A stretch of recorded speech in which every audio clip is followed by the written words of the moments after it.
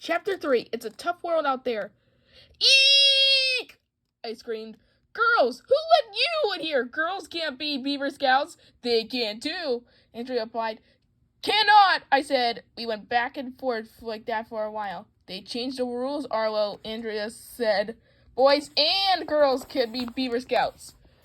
This is the 21st century, you know. I knew perfectly what century it was. What did that have to do with anything? I was going to say something mean to Andrea, but I didn't have the chance. Because you'll never believe who poked her head into the door in that moment. Nobody poking your head into a door would hurt. I thought we went over that in chapter 2. But you'll never believe who poked her head into the doorway. A 10? Shun! A lady shouted. I have no idea what she meant. I have no idea what that meant. But everybody else did. Because that all stood up straight. The way soldiers do in the army. I'm Miss Blake, the lady barked. I'm your Beaver Scout leader. Miss Blake was wearing a Beaver Scout uniform like mine, but with a cooler shoulder patch. She looked mean. Hello, Miss Blake, my dad said, sticking out his hand to shake. We're so happy to, but my dad didn't have the chance to finish his sentence. All parents out of the room, barked Miss Blake. Can we just stand in the back and take a few pictures, my mom asked. No, barked Miss Blake. She sure barks a lot. I thought only dogs bark. Well, dogs and trees. Parents, get out! The parents made a beeline for the door. That was weird because they've never seen bees get in a line. They usually just fly around every which way. Are we going to learn how to blow stuff up? I asked after all the parents were gone. No! Barked Miss Blake. Line up for inspection in size order. We all prinkled up. I had to stand in front of Andrea, who's the tallest kid in our class. Emily is the shortest. She looked like she was going to cry as usual. Miss Blake locked down the line, looking everybody over.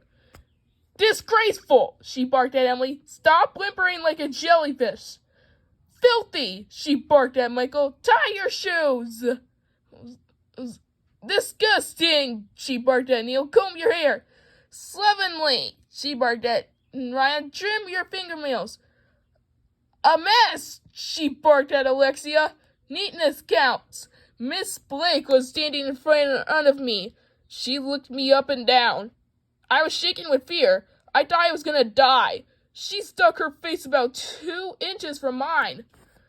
I heard what you said when I came into the room, Buster, she barked at me. Do you have a problem with girls? No, sir, I said. Ma'am, I didn't know what to call her. You better not, Miss Blake barked in my face. Your mother was a girl once, you know. Just once? I asked. I thought she was a girl all the time. Everybody giggled, even though I hadn't said anything funny. Are you trying to be smart, Buster? Miss Blake sneered at me. I wasn't sure how to answer that. Don't we go to school to be smart? Isn't being smart a good thing? Yes, seemed to be the answer. But from the look on her face, she didn't want me to say I was trying to be smart. And if I said I was trying to be smart, that would mean I wasn't trying to be dumb. I didn't know what to say. I've got my eye on you, Buster, Miss Blake said. What did I do? And why was she calling me Buster? Miss Blake moved on to Andrea, looking her up and down. Very nice, she said. This girl is neat. Her hair's in place. Her fingernails are trimmed. Her posture is good, and she looks confident. I'm going to give you a sticker. The sticker said, best liner upper on it. What? That's not fair. Nobody lines up better than me. Actually, I didn't care because stickers are lame. Grown-ups always think they're doing us a big favor by giving us stickers. They're just pieces of paper with sticky stuff on the back. If you want to give me something, give me a video game. But Andrea acted like Miss Blake had just given her $1 million. Thank you, Miss Blake, Andrea said. Then she smiled a smile that she smiles to let everybody know she got something that nobody else got. Why can't a truck full of stickers fall on Andrea's head? Miss Blake wheeled around to face the group. The rest of you are pathetic, she barked. But I'll whip you kids into shape. By the time I'm done, you'll be spitting nails. That sounded kind of cool, actually. Excuse me, said Alexia, raising her hand. I thought we were going to sell cookies and do arts and crafts projects.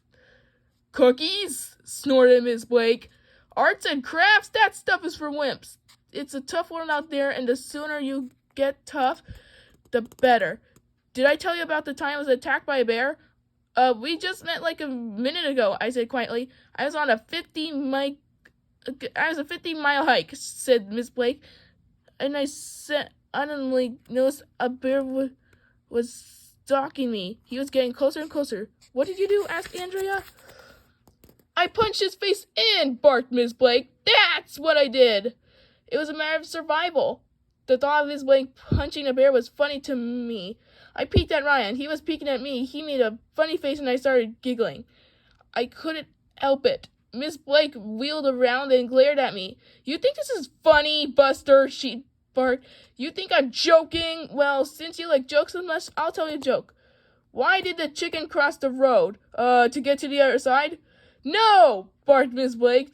That brave chicken crossed the road to save his injured buddy, who had just been run over by a train.